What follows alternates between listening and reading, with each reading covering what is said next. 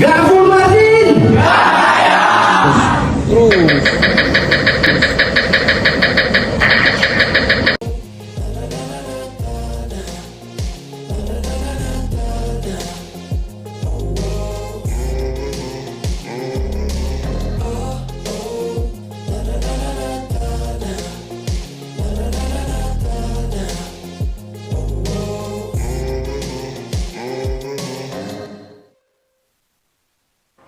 Halo, salam jumpa pemirsa. Senang sekali saya Mini Shalesa Wengen kembali menyapa pemirsa dalam Nyiur Menyapa. Sebuah ruang dialog yang menyatukan informasi, inspirasi, dan juga edukasi langsung dari tanah bumi Nyiur Melambai. Dan senang sekali saat ini kita akan membahas sebuah topik yang tentunya menarik dan topik ini mungkin masih dianggap tabu oleh sebagian orang namun mulai banyak dilirik oleh beberapa kalangan.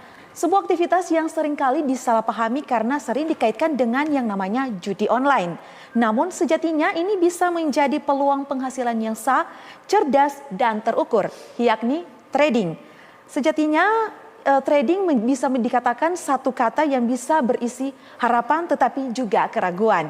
Nah, hari ini kita akan menelusuri realitasnya dalam topik peluang trading sebagai aktivitas sampingan, sebuah jalan alternatif menuju penghasilan tambahan yang legal dan terukur.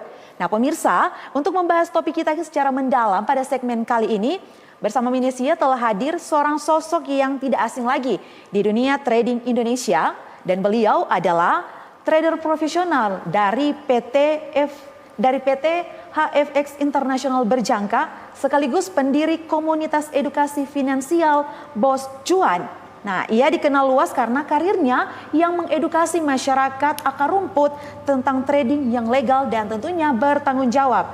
Ya, beliau yang lebih dikenal dengan sosok nama panggilan Papip Celebes. Halo Papip. Halo. Gimana kabarnya? Alhamdulillah sehat. Sehat, senang sekali ya bisa bertemu dan terima kasih sudah mau hadir di Nyiur Menyapa Papip. Sama-sama. Oke, sebelum kita membahas tema besar kita ini tentang trading nih. Oke. Sebenarnya nama Papip yang aslinya apa nih? Oh, nama asli itu Andi Rahmatillah. Oke, tapi lebih nyamannya dipanggil Papip ya? Iya, sekarang kurang lebih 3 tahun terakhir itu lebih dikenal dengan Papip.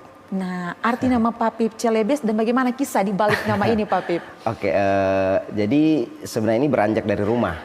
Oke. Nah, jadi anak-anak itu suka manggil dengan panggilan mereka masing-masing. Yang satu contoh misalnya manggil ayah, yang satu lagi manggilnya papi. Nah, jadi saya rangkum jadi Papip. Oke. Nah, kebetulan di industri yang saya geluti sekarang ini ada istilah pips. Nah, jadi connect. Oke. Nah, terlalu banyak orang menggunakan papi, jadi saya menggunakan papip, tambah P di belakang. Nah, akhirnya nama itu yang saya bawa sampai sekarang.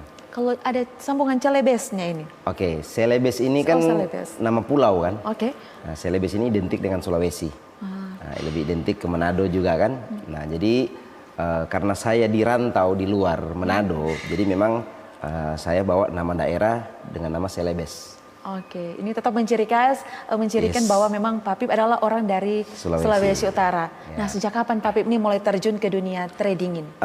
Saya itu awalnya kalau mulai tahu itu di tahun 2010. Iya. Cuman belum fokus karena masih ada pekerjaan lain. Waktu itu masih pegawai swasta. Nah, ketika saya berhenti dari tahun 2012 itu saya mulai fokus. 2014 udah itu terus saya jalani sampai sekarang. Jadi kira-kira ini hampir 11 tahun. Iya, lebih dari fokusnya. 10 tahun. Oh ya, sudah lebih dari 10 tahun. Ini yang memotivasi Papip ini untuk memilih trading nih sebagai jalur karir. Kira-kira apa ini motivasinya? Motivasinya itu saya sih sebenarnya follow the trend. Okay. Karena tren sekarang itu semua mengarah ke digitalisasi. Nah, jadi saya mengambil keputusan ini, langkah ini karena menurut saya ini adalah langkah yang tepat. Di mana-mana orang semua berbicara digital. Okay. Nah, jadi saya ambil keputusan bahwa ya udah ini mungkin jalan saya digital sebagai seorang pedagang emas tapi versi digital. Oke. Nah, mungkin bisa diceritakan nih sudah 10 tahun lebih masuk dalam dunia trading, apakah pernah mengalami kerugian nih? Pernah. Bahkan baru-baru ini kurang lebih bulan lalu itu sebelum saya mencapai kemarin yang rame di sosial media tentang 5 juta berubah jadi 1 miliar. Nah, di 2 minggu sebelumnya itu saya habis rugi juga 1 miliar. Wow. Ini kalau mau bicara 5 juta kan udah besar juga, Yes. apalagi 1 miliar. Tapi untuk tetap bertahan nih Pak Pip, gimana sih tetap memilih karirnya di trading gitu? Ya, karena berdasarkan pengalaman saya yakin bahwa rugi yang kemarin adalah bagian daripada risiko. Oke. Bagian daripada risiko saya sebagai seorang pedagang, tinggal bagaimana cara saya untuk kembali masuk ke market, bagaimana cara saya recovery. Nah, akhirnya kemarin prosesnya kurang lebih 3 minggu total. Jadi posisi waktu itu saya lagi di Gorontalo, posisi lagi minus kurang lebih 1 miliar. Begitu saya sampai di Manado, akhirnya saya mengambil keputusan untuk cut loss istilahnya. Saya buang rugi. Nah, begitu saya sudah rugi, proses dari Manado saya balik ke Bandung, Jakarta itu proses recovery. Akhirnya recovery-nya kembali dan pada akhirnya saya di minggu berikutnya saya berhasil cuan lah istilahnya, berhasil untung lagi. Kembali lagi ya, Kembali jadi lagi. ruginya kembali lagi. Yes. Seandainya kalau nggak rugi berarti lebih menumpuk ya ini. Iya pasti. Nah, dari berapa kali rugi nih Pak Pip sudah selama 10 tahun lebih? Kalau ditanya berapa kali rugi itu sering, bahkan tiap hari proses yang saya lewati itu ada ruginya. Jadi tadi malam pun bahkan saya masih rugi. Nah, tapi saya berhasil recovery di kalau tadi malam kan ada berita tuh, biasa kan kita memantau berita-berita geopolitik dunia dan lain-lain. Nah, jadi pada pukul 8.30 itu saya sempat rugi. Nah, akhirnya saya bisa recovery dan profit kembali di 1 jam berikutnya. Jadi kalau nanya rugi itu sebenarnya tiap hari. Oke. Tiap Yang hari ada dikenal ruginya. ini seorang Pak Pip Celebias yang sudah jadi miliarder ternyata juga banyak kali rugi. Banyak. Yang membuat Anda bertahan sampai saat ini apa ini? Yang membuat saya bertahan karena saya merasa bahwa yang pertama bahwa ini adalah industri yang besar, ya, volume perdagangan, volume transaksinya sangat besar. Jadi kalau saya harus mencari profesi lain, saya harus mengulang dari awal. Sementara ini yang saya sudah jalani bertahun-tahun, tinggal bagaimana saya konsisten dan terus, karena saya yakin kalau ini saya kerjakan terus pasti ujungnya itu pasti bagus. Oke, konsisten dan biar survive ya. Yes. Nah, apakah ada sosok nih yang memotivasi atau menjadi mentor dari Pak Pip sehingga 10 tahun lebih ini bisa konsisten sampai saat ini? Kalau mentor utama sih nggak ada. Saya belajar dari semua orang. Even itu orang yang belajar ke saya juga belajar ke dia. Jadi sebenarnya siapapun orangnya saya belajar. Jadi nggak ada mentor khusus lah. Mentor Oke, khusus nggak ada. jadi semua orang menjadi gurunya Pak Pip Yes. ya. Nah, secara khusus mungkin latar belakang pendidikannya ini apakah berkaitan dengan finansial nggak Pak Pip? Nggak ada sama sekali. Tapi memang pengalamannya sebagai seorang pedagang ya, pedagang emas lebih dulu.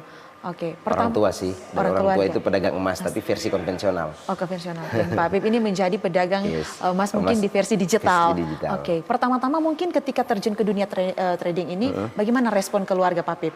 Karena ini kan pedagang juga tapi secara konvensional. Saya di rumah itu sebenarnya lebih introvert. Wah. Jadi saya jarang berkomunikasi di rumah, apalagi saya akhir-akhir itu kebanyakan di luar. Jadi respon keluarga sih mungkin baru tahunya itu jelasnya ini baru beberapa tahun terakhir. Sebelumnya nggak tahu, mereka nggak tahu. Cuma tetap semua keluarga, orang tua, kakak, adik itu semua respon positif. Respon positif ya. Oke, jadi kapan nih kira-kira di titik mana bahwa Pak Pip merasa ketika memulai menjadi seorang trader ini memang sudah jalannya Pak Pip nih untuk menggeluti dunia trading ini? Mungkin pada saat kapan ya? Saya mungkin lupa. Cuma makin kesini ini kok industri digital ini makin hari makin maju, makin rame, pengguna sosial media makin banyak. Nah, jadi saya berpikir bahwa ya udah berarti sudah tepat saya berada di sini tanpa harus lirik yang lain. Gitu. Jadi saya bertahan aja terus sampai sekarang. Oke. Dan kalau dengan persepsi trader itu bukan penjudi, bagaimana Pak Pip mau menanggapi ini? Karena kan di kalangan umum masih, wah kita main judi online nih karena online. Jadi, benar kan Pak Pip ini pandangannya? Itu Nah, bagaimana dari seorang Pak Pip yang sudah menggeluti ini selama 10 tahun lebih, mungkin bisa meluruskan nih atau anggapan seperti itu? Jadi memang orang-orang yang mungkin pengetahuannya belum mumpuni itu selalu menganggap bahwa ini adalah judi. Nah, jadi sebenarnya tidak ya, saya bisa bilang sebenarnya tidak, karena kita mengambil keputusan di market itu semua based on analis, semua berdasarkan analisa. Jadi contoh saya mau beli emas hari ini, Jadi tidak sembarang beli emasnya, ada alasan kenapa harus saya beli emas hari ini. Jadi ada analisa. Karena kalau judi kan semua berdasarkan spekulasi, tebak-tebakan. Nah, jadi itu salah satu perbedaan penting. Oke, kalau misalnya Pak Pip ini mungkin bisa meluruskan nih, investasi ya, kalau bisa dikatakan investasi gitu. Bisa dikatakan juga investasi bisa. Yang membedakannya trading ini dengan investasi bodong, Pak Pip gimana ini? Memang trading ini banyak dimanfaatkan oleh para oknum-oknum, dimanfaatkan sebagai tadi investasi bodong. Jadi saking besarnya industri ini sehingga peluangnya sangat besar.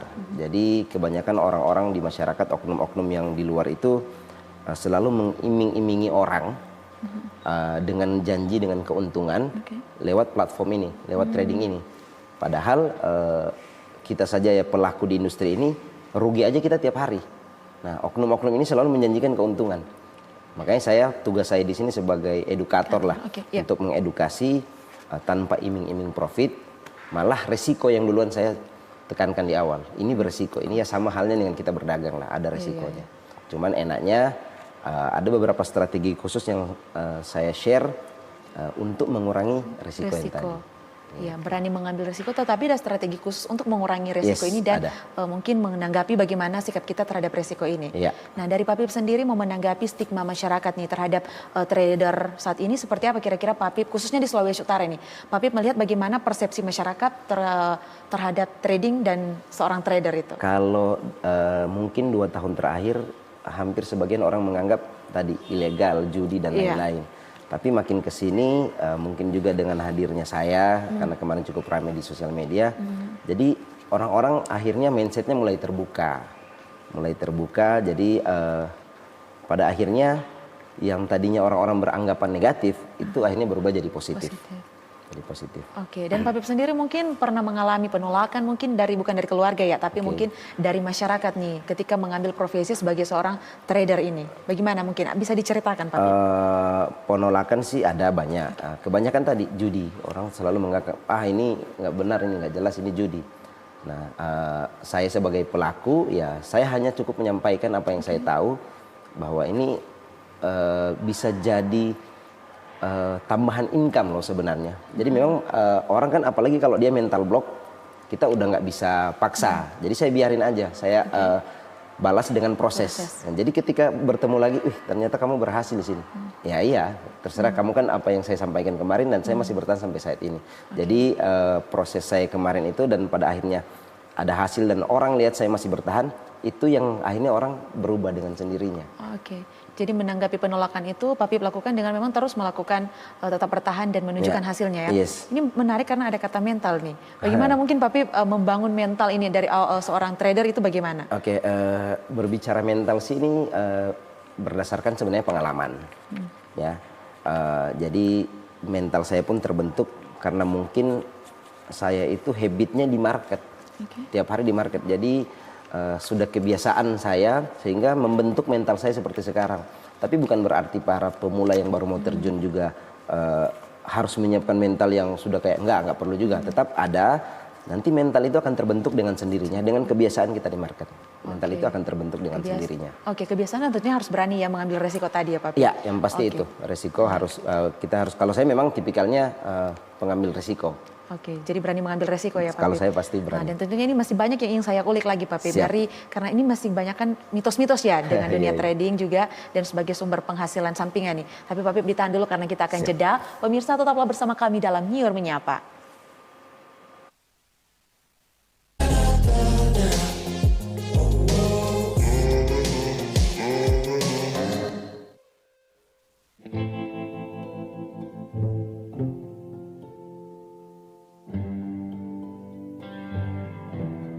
Kasus bullying semakin hari semakin meningkat.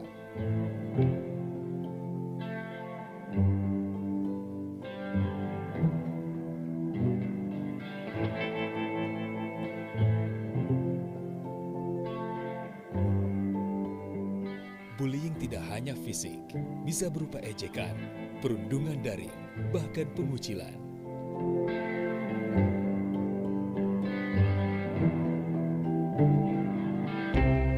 Bullying merusak harga diri, kesehatan mental, dan masa depan.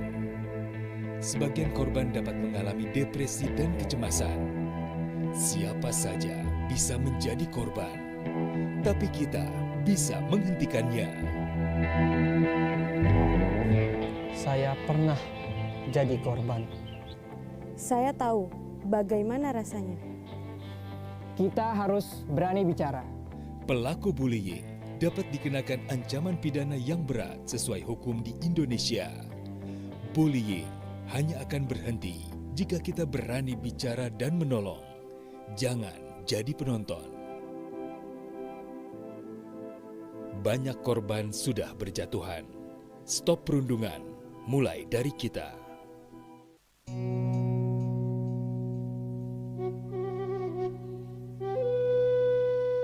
Nek, kapan kamu masuk sekolah lagi? Saya masih harus bantu Aki. Sabar ya, Rip. Ya, Ki. Awas, hati-hati licin. Ayo. Halo. Assalamualaikum. Oh, Kades, ada sembako buat Aki keluarga. Silakan. Aki, ini kenapa? Sepertinya sedang tidak sehat. Saya sama suami atas seminggu ini begini keadaannya. Atas berobat. Wacan, Bu Dokter. Sekarang tidak usah khawatir lagi soal biaya berobat. Semua sudah dijamin oleh pemerintah. Namanya Jamkesmas. Bukan hanya itu saja, Ki. Untuk kebutuhan sehari-hari, pemerintah punya program KKS atau Kartu Keluarga Sejahtera. Ibu bawakan seragam dan perlengkapan sekolah yang baru. Bantuan pendidikan dari pemerintah atau PIP. Alhamdulillah, kini Alif bisa sekolah lagi. Yeay! Sekarang giliran saya, Pak Kades. Saya dapat apa dong, Pak Kades? Dapat ini aja, Bang Aep. Ayo, dukung gerakan pengentasan kemiskinan. Tiap warga Indonesia berhak mendapatkan layanan kesehatan yang baik dan bermutu. Dengan pendidikan yang baik, Mari ciptakan generasi Indonesia emas.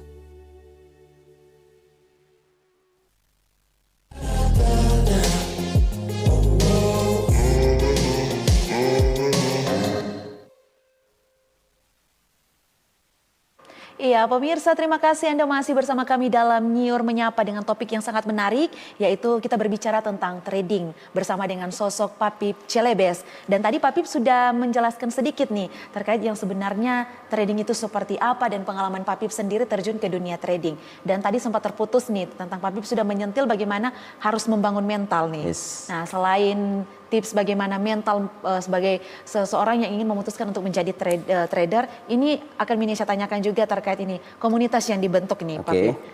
Bos Cuan.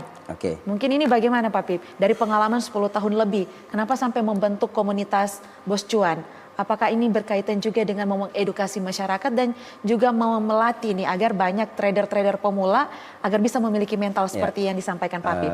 Jadi memang khususnya Indonesia, lebih khusus lagi Manado, Gorontalo yang dimana saya pernah tinggal. Jadi memang saya pengen merangkul lewat komunitas, karena memang di industri ini terlalu banyak oknum, ya terlalu banyak oknum itu, bahkan di platform-platform sosial media itu oknum-oknum itu banyak sekali. Jadi Bos Cuan ini menjadi wadah mereka untuk belajar ke saya. Jadi saya gampang untuk berkomunikasi dengan mereka juga di grup misalnya kadang saya buat dalam bentuk Zoom, saya kasih edukasi baik teknikal ataupun fundamental, apapun yang saya tahu tentang industri ini saya share semua lewat komunitas tadi, Bos Cuan. Dan itu sebenarnya isinya itu bahkan bukan cuma di Indonesia, bahkan ada beberapa yang gabung itu dari luar negeri banyak. Ini Bos Cuan udah berdiri berapa lama Pak Pip? Kurang lebih 2 tahun sebenarnya. 2 tahun. Oke, dengan perjalanan Pak Pip sudah lebih dari 10 tahun, ditambah dengan sudah membangun sebuah komunitas, apa pengalaman yang paling membanggakan mungkin secara pribadi ataupun bersama dengan komunitas yang dibangun Pak Pip? Kalau lewat komunitas sebenarnya ada beberapa hal yang saya bangga. Contohnya beberapa sebagian member saya itu merasa terbantu dengan ikut komunitas. Bahkan ada sebagian yang merasa hidupnya berubah. Hidupnya berubah lewat komunitas ini. Maaf Pak Pip, ini seperti yang ditayangkan di layar kaca, pemirsa mungkin bisa menyaksikan bahwa ini komunitas yang dilakukan oleh komunitas Pak Pip ya, ngopi, ngobrol bareng Pak Pip ya. Ya, ini gimana Pak Pip ini?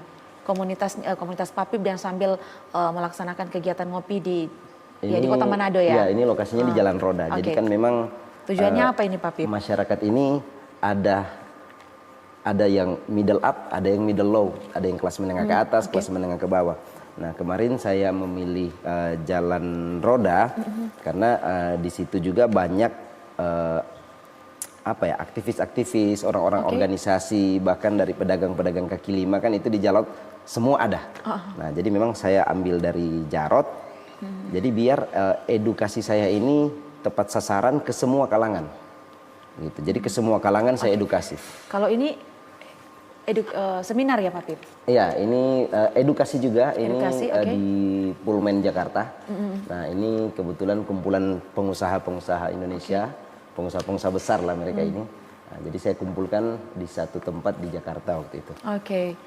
Jadi Pak Pip ini menarik karena Pak Pip memilih ini tempat ya, yang memang itu ada latar belakang tingkatan ekonomi ya. Jadi sebenarnya Pak Pip melihat sebenarnya yang cocok menjadi seorang trader itu apakah memang hanya orang punya finansial yang besar atau mungkin seperti tadi semua. Bahkan sekarang ini lagi digemari oleh Gen Z. Tapi ini Gen Z kan kalau kita ketahui nih Pak Pip, apalagi di Sulawesi Utara mungkin di beberapa kota lainnya juga kita tahu Gen Z kan di usia masih menempuh pendidikan sebagian besar. Bagaimana seorang Gen Z ini memulai pendekatannya dengan trader? Harus berapa banyak uang yang harus dimiliki oleh Gen Z untuk memulai trading ini? Nggak perlu sebenarnya sih, cuman idealnya itu orang kadang nanya ke saya itu idealnya berapa sih? Kadang saya bilang $1.000 ataupun kalau misalnya dia punya dana lebih juga bisa. Karena ini sebenarnya unit bisnis, ini satu usaha. Nah tapi kalau dia misalnya nggak punya dana sebesar itu ya nggak perlu. Kita bisa mulai dengan $100 misalnya. Jadi ini terjangkau, menengah ke bawah pun bisa.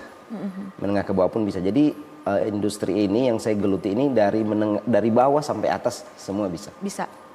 Tapi menurut Pak Pip nih, semua orang kan bisa, dan semua kalangan bisa. Tapi tipikal orang yang bagaimana memang lebih cocok untuk masuk ke dunia trading ini?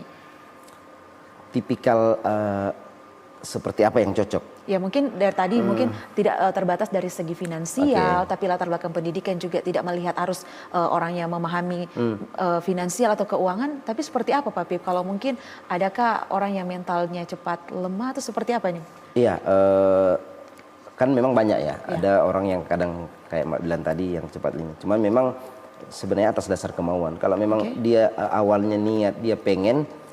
Dan saya sampaikan ke mereka misalnya dia rugi, kadang ini bikin kena mental karena ini psikologi kena gitu. Psikologi kita pasti kena. Contoh kita lagi pada saat rugi itu bawaannya emosi.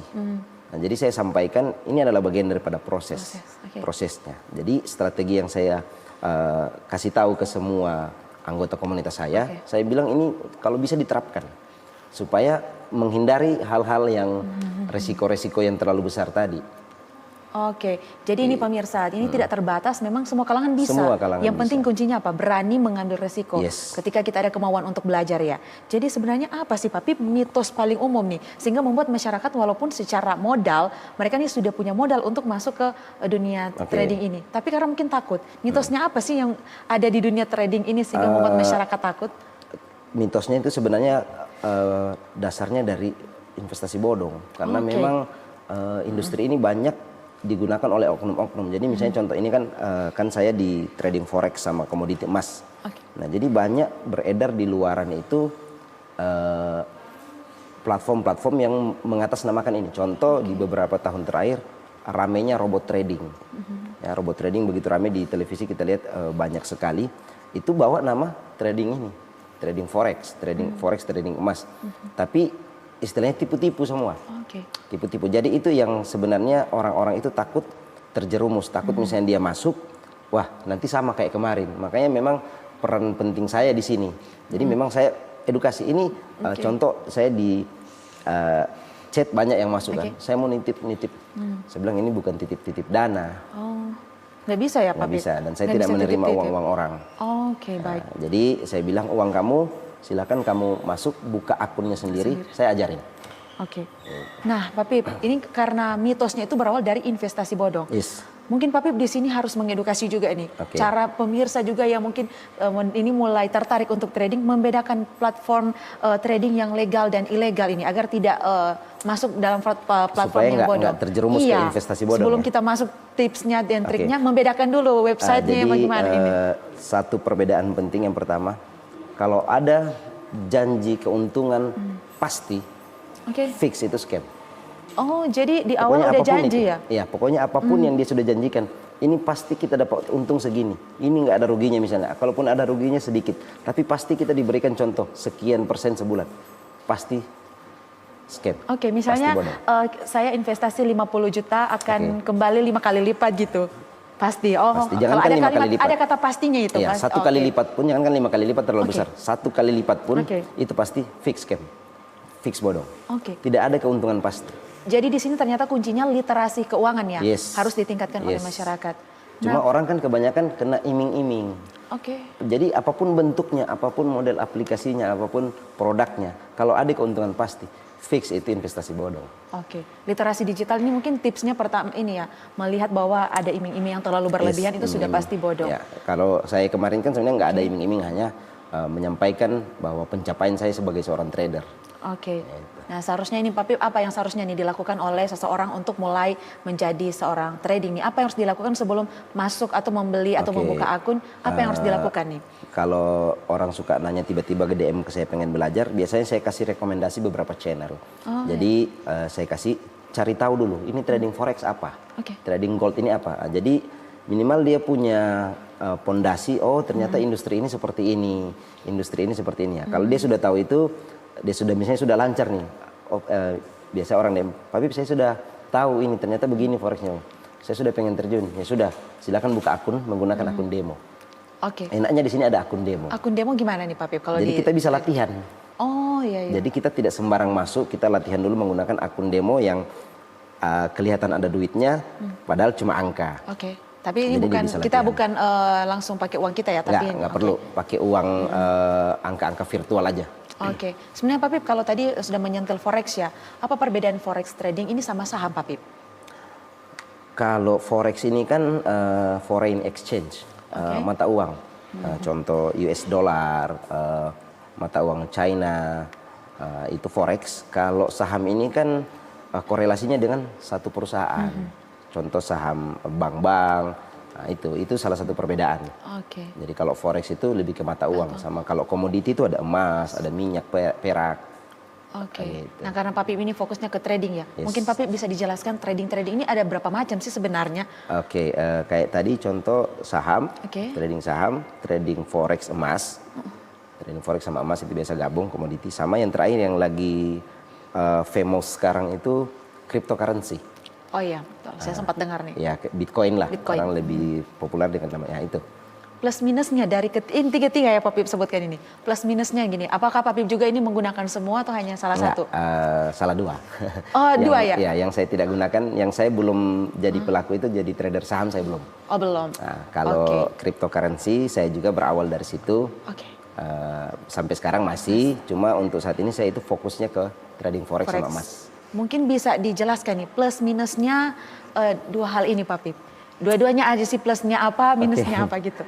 Kalau saham itu saya tidak terlalu tertarik karena korelasinya sama satu perusahaan. Oke. Jadi kalau misalnya satu perusahaannya bisa kolaps, itu bahaya. Oke. Oke, kalau cryptocurrency pemiliknya kita nggak tahu. Yang namanya Bitcoin itu kita nggak tahu yang penciptanya siapa. Terus kalau forex itu memang saya lebih rasa enak karena volatilitasnya tinggi. Oke. Jadi bisa cepat cuan, bisa juga cepat terungkat. Oke. Ini jadi masih penasaran ini Pak Pip. Masih mau ulik lagi tapi Oke, Pak Pip siap. kita akan jeda. Ditahan dulu ya Pak Pip. Dan pemirsa tetaplah bersama kami dalam New York Menyapa. Kami segera kembali untuk Anda.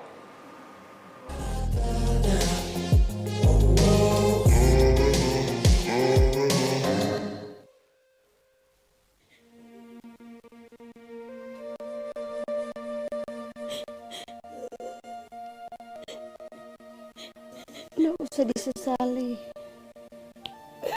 Nasi sudah jadi bubur.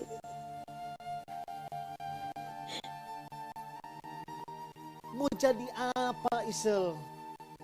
Ngana masih bas sekolah.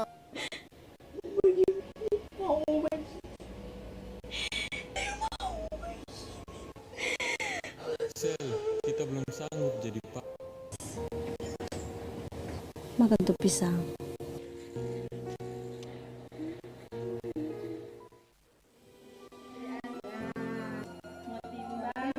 Dokter lihat DP berat badan dengan umur sangatku bawah garis merah, jadi takutnya dia mau jadi stunting. Cegah stunting, lahirkan generasi sehat ini.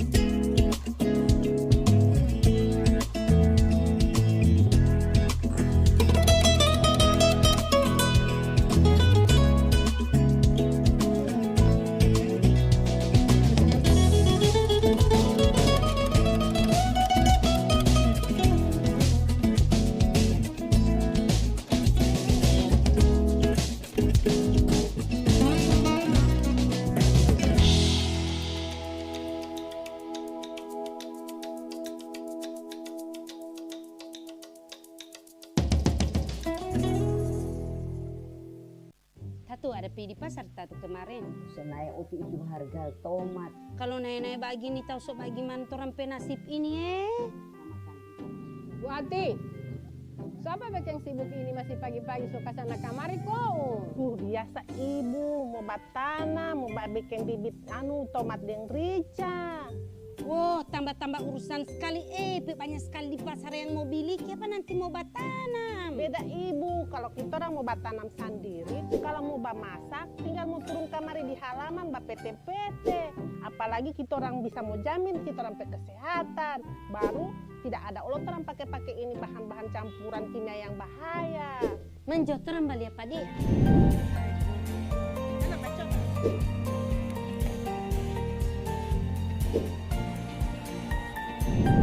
Bu Ati, mau minta ini tomat? Oh iya mau, Pi. Bawa aja. Alhamdulillah, makasih banyak.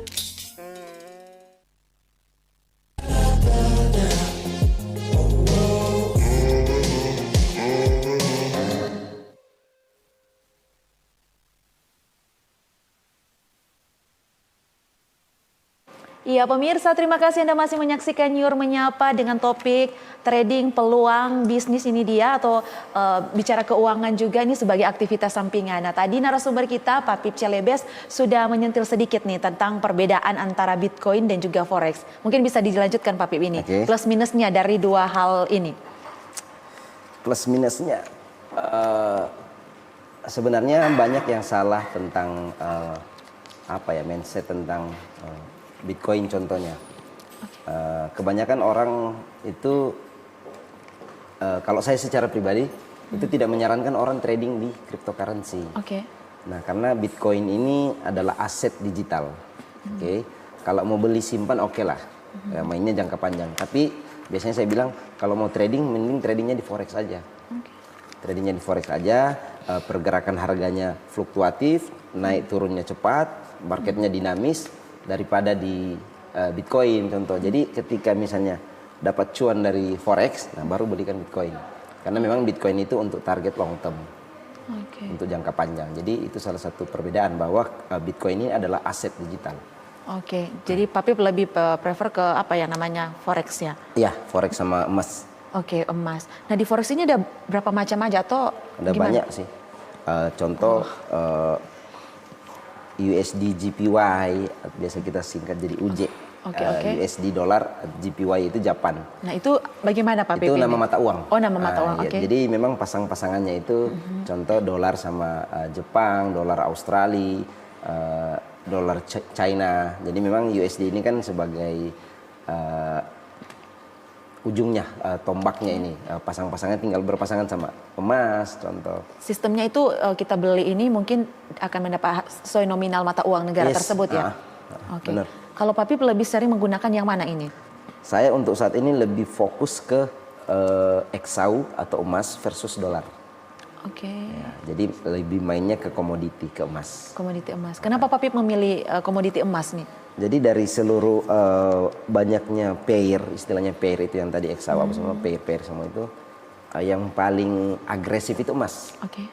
Paling agresif emas, naik turunnya cepat. Jadi memang saya lebih senang, saya lebih suka karena saya bisa cepat menghasilkan cuan.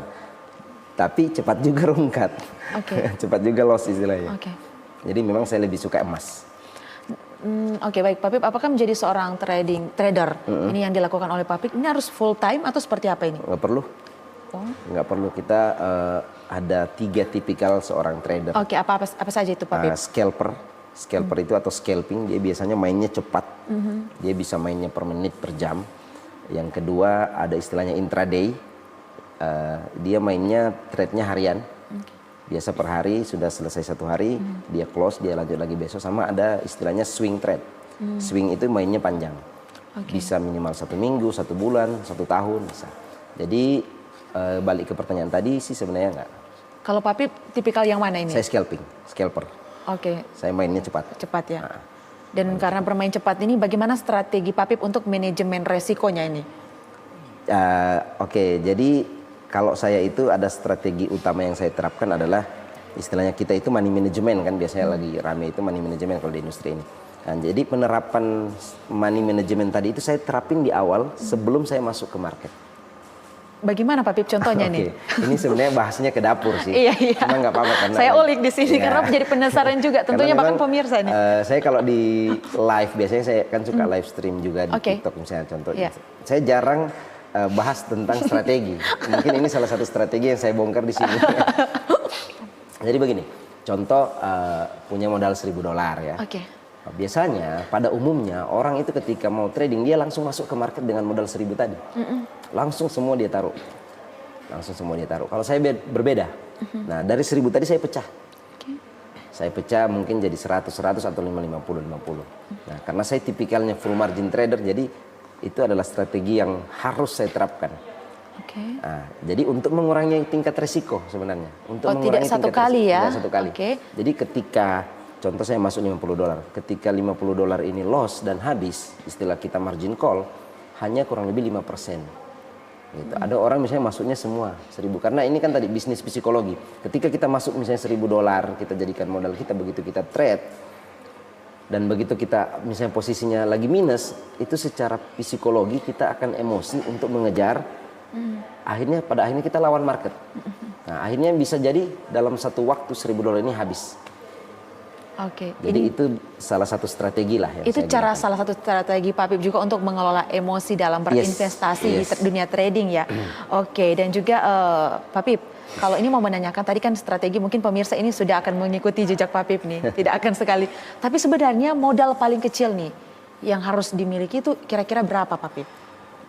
Sebenarnya 1.500.000 lah atau $100 lah. $100 itu udah ini saya rasa udah oke. Apakah ada peluang untuk bisa mendapatkan keuntungan itu berapa persen nih Papip? Dan selain keuntungan, kalau saya ruginya ini berapa persen? Bilang loss 100%, profit unlimited.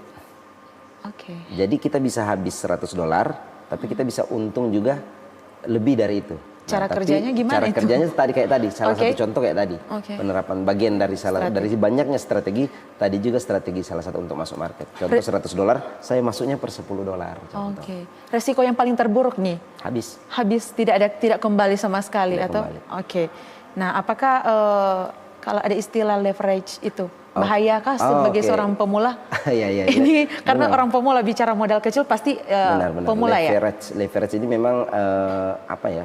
Bisa dibilang pedang bermata dua lah. Itu bisa menguntungkan tapi satu sisi berbahaya. Jadi leverage ini daya ungkit. Nah, jadi biasanya kalau di tempat saya itu saya tidak menyarankan orang itu menggunakan leverage yang besar. Bahkan pemerintah sendiri itu melarang. Bahkan secara regulasi itu di beberapa perusahaan pialang lokal itu tidak tersedia leverage besar. Karena itu membahayakan bagi pelaku, bagi pedagang sendiri itu berbahaya. Karena tadi ketika kita menggunakan leverage besar, secara emosi begitu kita masuk ke market itu kita sudah tidak sadar, sudah emosi, akhirnya leverage tadi yang nanti akan membuat dana kita habis. Oke, berarti tidak disarankan ya? Tidak disarankan. Apakah ada strategi khusus nih untuk, tadi kan berbicara kepribadian nih, untuk memulai trading sesuai dengan kepribadian, apa yang harus dilakukan? Tentunya semua kepribadian tidak disarankan untuk menggunakan leverage ya Pak Pip. Tapi apakah ada strategi lainnya? Ada. Gimana itu Pak Pip? Saya akan mengulik satu-satu strateginya ini. Jadi strategi kedua, saya biasa menyarankan, dibongkar-bongkar ini di sini. Jadi kalau saya sebenarnya tidak melarang. Kalau orang sudah expert, dia sudah terbiasa dengan market, dia sudah tahu kayak saya tahu cara menggunakan leverage saya. Nah, bagi orang yang nggak tahu kan ini yang berbahaya. Jadi strateginya biasanya saya bilang sih pakai leverage itu biasanya 1:100, ada perbandingan ada 1:100. Nah, nanti ketika misalnya sudah cuan, nah saya sebenarnya bahas strategi agak saya rem-rem. Orang saya sudah lihat dari agak direm-rem soalnya. Jadi salah satu saya nggak bongkar habis ya. Iya. Maaf karena memang saya ada edukasi kelas. Nah, jadi saya bilang ke mereka averaging istilahnya, averaging tambah posisi ketika profit, bukan ketika lagi loss. Menambah posisi itu di saat kita lagi profit. Lagi untung ya berarti. Tapi kan orang kan takut ini dia. Biasanya mungkin saya untung kaki. Nah, enaknya kalau di sini kan kita ada istilahnya stop loss plus. Jadi itu ketika kita sudah running profit, kita bisa misalnya contoh nih, kita lagi running profit 10 juta nih. Kita pengennya 20 juta. Jadi harga lagi di tengah nih. Kalau dia misalnya lagi posisi beli, harga makin naik, berarti profit kita bertambah. Nah, jadi ada istilahnya stop loss minus sama stop loss plus. Nah, yang tadinya stop loss minus di bawah, kita akan pindahkan ke atas. Jadi ketika harga misalnya tidak sesuai dengan analisa, misalnya berbalik turun nih, mungkin kena stop loss tapi kita untungnya cuma 5 juta. Gitu. Jadi dibatasi dengan itu. Jadi ini ternyata penting edukasi yang berkelanjutan ya Pak Pip terkait finansial ini. Dan menurut Pak Pip siapa yang akan berperan penting atau mengambil andil untuk edukasi berkelanjutan terkait trading ini? Sebenarnya pemerintah sih juga berperan penting ya. Karena memang apalagi di Manado kita lihat kemarin itu orang-orang ke Kamboja itu pada ditangkap di bandara kan. Jadi kalau pemerintah tidak terlibat sih sayang sekali. Jadi ini harus ada andil pemerintah ya tentunya. Pak Pip akan lebih diulik lagi ini dia. Tapi kita akan jeda. Pemirsa jangan kemana-mana, tetap saksikan Nyiur Menyapa.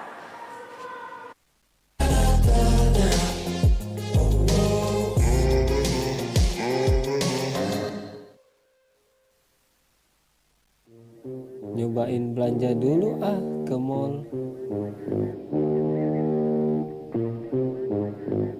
Beras, gula pasir, kopi, tepung.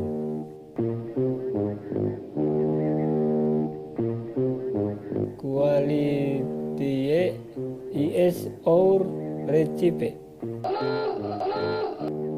Sale.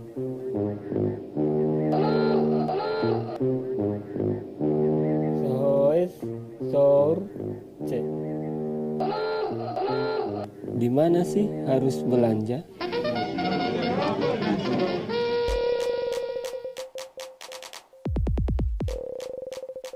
Loh kok malah keluar? Pakailah bahasa Indonesia yang baik dan benar, biar saya tidak tersesat.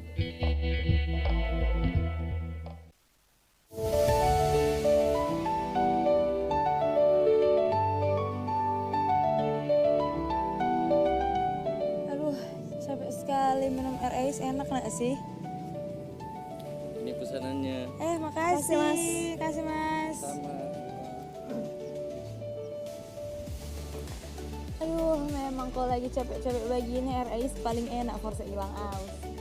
Mar kalau kita semen lebih pilih air hangat karena lebih nyaman sih buat di tenggorokan. Iyo, memang dari dulu kita pakai kebiasaan begini no. Mar selain bagus for kesehatan, dan ini memang kita pilihan.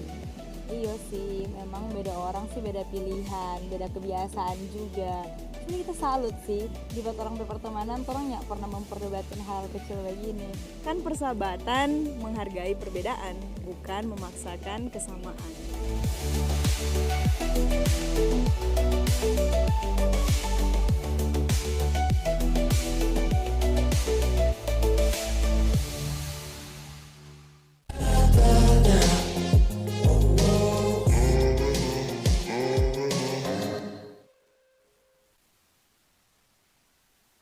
Terima kasih pemirsa, Anda masih bersama kami dalam Nyiur Menyapa. Sudah cukup banyak kita berbincang dengan Pak Pip Celebes terkait bagaimana trading ini bisa memiliki peluang sebagai aktivitas sampingan. Dan ternyata menjadi kunci di sini adalah bagaimana selain keberanian untuk memulai trading, perlu ada edukasi berkelanjutan. Dalam hal ini juga peran pemerintah ya untuk mengedukasi.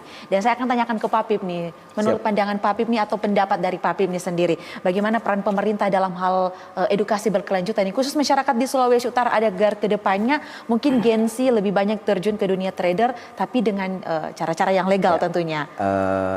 Pemerintah harusnya full support, karena kalau tidak disupport edukasi ini, efeknya ini berbahaya, bisa mengarah ke kriminalitas. Karena kriminal ini banyak karena faktor ekonomi, ya kan? Jadi kalau misalnya pemerintah mendukung, mensupport kegiatan-kegiatan positif seperti ini, apalagi berbicara tentang finansial, ya, pemerintah harus dan wajib. Jadi hukumnya menurut saya wajib pemerintah mendukung. Yang penting memang positif ya, kita kan edukasi untuk literasi keuangan finansial begini kan ini positif. Kita bahaya efeknya, efek kayak tadi investasi bodong, judi online, orang sampai bunuh diri, ya kan. Contoh, saya sudah tidak bisa bayangkan efeknya misalnya orang tidak diedukasi, ya, pada akhirnya dia misalnya main judi online dan dia misalnya rugi, mengalami kerugian, mungkin dia sudah jual barang dan lain-lain. Itu efeknya berbahaya, dia bisa mencuri, dia bisa membunuh dan lain-lain. Jadi memang peran penting pemerintah ini harus sangat untuk mendukung edukasi-edukasi seperti ini. Iya, memberikan edukasi literasi finansial dan juga melatih mental ya, daripada generasi muda yang mungkin atau siapa saja sosok atau orang-orang dari berbagai kalangan untuk masuk ke dunia trading ini. Nah, menurut Pak Pip nih, apakah trading ini bisa dijadikan aktivitas utama atau Pak Pip ini sebagai aktivitas sampingan? Pandangannya gimana ini? Kalau ditanya bisa dijadikan income utama sih bisa. Biasanya kita istilahnya trading for life. Jadi kita memang benar-benar ada sebagian orang, banyak orang yang benar-benar trading ini dijadikan penghasilan utama, bahkan untuk memenuhi segala kebutuhan setiap hari. Banyak. Kalau saya sendiri ada sedikit konvensionalnya juga, cuma memang saya ini sekarang itu pure full time dan full heart itu edukasi, bahkan bukan cuma di Manado. Saya itu selalu keliling bahkan sampai ke luar negeri untuk mengedukasi. Bahkan orang-orang di luar negeri pun pengen saya edukasi. Jadi harusnya warga Kota Manado, Sulawesi Utara, Gorontalo itu harusnya mengosongkan gelas, siap kita. Karena saya sebenarnya bukan mengajar, saya lebih ke sharing. Edukasinya lebih ke sharing. Edukasi berkelanjutan nih. Kalau mau belajar dari Pak Pip, ini kita bisa menghubungi di mana di? Mungkin kontaknya Pak Pip sosial media mungkin bisa disampaikan kepada pemirsa. Di sosial media ada Pak Pip Celebes. Ini Instagram ya? Ya, Instagram, TikTok, Facebook semua sama nama. Cuma agak hati-hati kalau di TikTok, soalnya ada kurang lebih dari 10 account fake atas nama Pak Pip Celebes, dan bahkan mereka buka grup itu seakan-akan saya buka titip dana. Dan itu korbannya sudah ratusan juta. Cuma modal foto saya yang ganteng ini. Modal foto saya, mereka buka titip dana, bahkan Mbak bisa searching misalnya di TikTok Pak Pip Celebes, itu puluhan akun yang muncul. Jadi harus hati-hati juga sama akun palsunya. Berarti Pak Pip ini sudah banyak hatersnya juga ya? Banyak pengikutnya, banyak yang kenal Pak Pip nih, berarti. Nah, jadi ini saya bergeser sedikit Pak Pip. Tadi ternyata Pak Pip mengatakan bahwa peran pemerintah ini perlu nih untuk mengedukasi untuk jangka panjang tentunya. Ini dengan followers yang sudah banyak, untuk publik, bisa dikatakan saat ini sudah jadi public figure yang dikenal sebagai seorang trader yang sukses. Apakah ada rencana ke depan untuk terjun ke dunia politik Pak Pip? untuk bisa intervensi di kebijakan memperkenalkan trading sebagai hal yang positif? Sebenarnya sih nggak ada. Jadi saya sebenarnya banyak berbuat di kampung saya sendiri dan pada saat itu orang menganggap saya ini akan terjun ke dunia politik. Saya bilang ini nggak ada niatan saya, apalagi saya tinggalnya di luar daerah. Jadi tapi kan istilahnya kita ini Allah maha membolak-balikan hati. Saya bilang saat ini tidak, saya nggak tahu ke depan seperti apa. Cuma untuk saat ini saya bisa katakan saya belum ada niat untuk jadi politisi. Belum ya? Belum. Tapi tidak tahu ke depannya. Siapa tahu mungkin ini bisa, karena kan pandangan Tapi Papip apakah kalau mungkin uang saya lebih banyak di sini kan ngapain saya langsung? Iya, ya betul ya. Karena kan menjadi pemerintah kan jadi, juga. Untuk menjadi seorang dermawan kan tidak perlu jadi seorang politisi. Oh ya, menarik sekali nih. Ini akan menjadi tagline baru ya. Selain tagline yang di Bos Cuan, apa tadi tagline-nya? Nggak full margin, nggak kaya. Iya, nggak full margin, nggak kaya. Jadi agak kontroversi ini tagline. Jadi coba jelaskan, Papip. Di sosial media saya selalu di hate dengan tagline ini. Tapi nama saya juga besar karena tagline nggak full margin, nggak kaya ini. Jadi full margin ini sama seperti kalau di judi itu istilahnya all in. Jadi bayangkan kan orang all in misalnya itu sekali salah posisi, kalau di judi salah nebak bisa habis. Nah kalau saya full margin. Tapi yang tadi saya bilang strateginya yang salah satu strategi tadi saya sudah bilang di awal, yaitu sudah dua strateginya. Sudah dua ya. Salah satunya adalah memecah akun. Jadi ketika saya full margin, ketika terjadi margin call, saya hanya rugi sekian persen. Tidak rugi, tidak harus rugi semuanya. Jadi tagline itu ya? Ya, karena memang saya tujuannya saya trading, saya pengen dapat duit, bukan duit sedikit, saya pengen dapat duit besar, saya pengen kaya. Jadi Papip, ini ada muncul pertanyaan lagi, waktu yang tepat untuk mulai trading atau membeli sesuatu nih di mungkin di tools-tools tertentu itu bagaimana? Apakah pagi, siang, sore, malam? Ada nggak aturannya? Kurang lebih kan ada 3 sesi nih.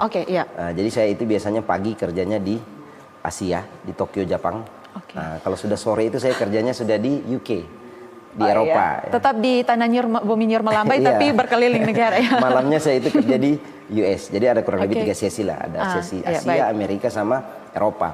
Kalau ditanya waktu yang tepat, kalau menurut saya tidak ada, sama semua. Karena kalau saya itu masuk ke market itu by momentum. Saya tidak peduli di sesi di jam berapa. Kalau ada momentum untuk saya, misalnya harga emas cocok saya beli, cocok. Tapi kebanyakan fundamental itu biasanya di sesi Amerika. Kalau di Manado itu jam 8.30, jadi istilahnya di Amerika sana banknya baru buka. Bank baru buka di sana pagi, di sini udah malam. Nah, sangat volatile itu di jam-jam malam Indonesia. Berita-berita juga kebanyakan itu misalnya update data ekonomi, pengangguran dan lain-lain, tingkat penjualan rumah dan lain-lain itu semua diupdate biasanya kalau di Indonesia itu malam, di pagi di sana. Jadi paling enak sebenarnya itu malam. Papip, ini sebagai ujung dari percakapan kita, perbincangan kita, mungkin apa harapan atau pesan untuk warga Sulawesi Utara, bahkan khususnya generasi muda yang paling cocok ya untuk masuk ke dunia trading ini, apa sebenarnya pesan dari Papip sebagai trader sukses nih? Pesan saya, harapan saya agar seluruh warga untuk terjun dan jadi pelaku di industri ini. Minimal kalau misalnya terbiasa trading, dengan sendirinya akan melupakan judi online. Akan melupakan, jadi ketika masuk tawaran misalnya investasi bodong, orang iming-iming nih sekian persen, ngapain, saya trader kok, ya kan? Jadi sudah keprotek duluan, keprotek, karena ini sangat digandrungi bukan hanya di Indonesia, bahkan di seluruh dunia ini sangat populer. Jadi ini kesempatan besar, apalagi berbicara digital, setiap tahun itu pasti selalu maju. Nah, jadi jangan sampai kita ketinggalan. Jadi pesan saya untuk teman-teman bisa ikut terjun jadi pelaku di industri ini, tapi benar-benar harus tahu dulu, punya pengetahuan. Jadi belajar dulu. Satu lagi, kalau suatu saat nanti Anda tidak lagi aktif trading, warisan apa yang ingin Anda tinggalkan? Ilmu sebenarnya. Ilmu sebenarnya. Jadi saya pengen, sekalipun saya sudah tidak tahu trading, sudah nggak trading pun sekalipun, orang masih mau belajar, saya siap ajarkan. Jadi ilmu yang bermanfaat. Jadi saya pengen, makanya saya sering bilang ke anggota-anggota saya, ini adalah ilmu yang bisa kalian wariskan. Jadi saya pengen legacy, warisan yang ilmu yang saya berikan. Jadi ketika saya sendiri sudah nggak aktif, orang masih pakai ilmu saya. Bahkan mereka pun ketika nanti sudah tidak aktif, mereka bisa wariskan ke anak cucu mereka. Itu dia. Tidak akan masuk dalam dunia politik kalau tidak aktif lagi. Belum ini Pak Pip, belum ada rencana. Belum ada kepikiran, tapi bisik-bisik boleh. Nggak bercanda. Oke, closing statementnya Pak Pip. Siap. Oh, closing statement kan? Oh, saya kira yang tadi. Oke, pertanyaan terakhir tadi Pak Pip. Ini closing statement dari Pak Pip. Closing statementnya adalah pekerjaan yang bagus adalah pekerjaan yang dikerjakan. Pekerjaan bagus, pekerjaan yang Jadi dikerjakan. apapun pekerjaan kita, apapun profesi kita, fokus tekuni. Buat sampai jadi dan pasti jadi. Itu aja. Oke, luar karena biasa. jangan miskin, karena sakit jadi orang miskin. Jadi apapun pekerjaan kita, gaspol sampai jadi. Oke, baik, luar biasa sekali Pak Pip Celebes. Terima kasih banyak atas wawasan, kehangatan dan dedikasi Anda saat ini dalam membuka cakrawala finansial masyarakat Sulawesi Utara. Dari kisah inspiratif tadi hingga aksi nyata hari ini, ternyata pemirsa kita belajar bahwa trading bukan soal instan jadi kaya, tetapi soal kesabaran, pengetahuan, bahkan keberanian. Dan untuk Anda yang di rumah yang telah menyaksikan tayangan ini, semoga perbincangan ini menjadi pemicu semangat untuk bisa terus belajar dan lebih bijak dalam mengelola keuangan. Oke, dan pemirsa jangan mudah tergoda janji manis investasi bodong, tapi bukalah mata untuk peluang yang sehat dan legal seperti trading. Tadi kita sudah banyak belajar dari Pak Pip Celebes. Kalau pemirsa ingin lebih tahu bagaimana trading, itu dia bisa menghubungi Pak Pip Celebes melalui akun sosial media. Dan pemirsa, sampai jumpa di episode Nyur Menyapa berikutnya yang tentunya dengan topik yang tak kalah menarik, yang pasti penuh inspiratif dan juga edukasi. Tetap semangat, tetap cerdas finansial, dan tetap di TVRI Stasiun Sulawesi Utara. Karena Nyur Menyapa bukan sekedar menyapa tapi juga menginspirasi. Akhirnya saya Minesha Lesawengen bersama kerabat kerja yang bertugas mengucapkan terima kasih atas perhatian kebersamaan Anda dan sampai jumpa pemirsa.